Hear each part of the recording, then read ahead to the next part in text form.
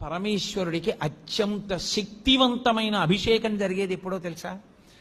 మనం మహాశివరాత్రి మాసశివరాత్రి చేస్తాం, మంచిదే. కానీ అసలు నిజానికి పరమేశ్వరాభిషేకమునకు ఒక భక్తుడు వచ్చి సంవత్సరంలో తరించిపోయే అభిషేకం ఎప్పుడు అంటే మార్గశీర్ష మాసంలో వచ్చే ఆర్ద్రా నక్షత్రంలో తెల్లవారుజామున చెయ్యాలి.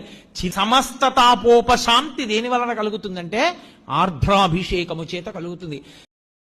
నమ సోమాయ చ రుద్రాయ చ నమస్తామ్రాయ చ అరుణాయ చ నమ శంగాయ చ పశుపతయే చ నమ ఉగ్రాయ చ భీమాయ చ నమోగ్రే వదాయ చ ధూరే వదాయ నమో హంత్రే చ హనీయసే చ నమో వృక్షేభ్యో హరికేశేభ్యో నమస్తారాయ నమ శంభవే చ మయోభవే చ నమ శంకరాయ చ మయస్కరాయ చ నమ శివాయ చ శివతరాయ నమస్తీధ్యాయ చ కూల్యాయ చ నమ పార్యాయ చ వార్యాయ నమ ప్రతరణాయ చోత్తరణాయ చ నమ ఆతార్యాయ చాలాద్యాయ నమ షష్ప్యాయ చ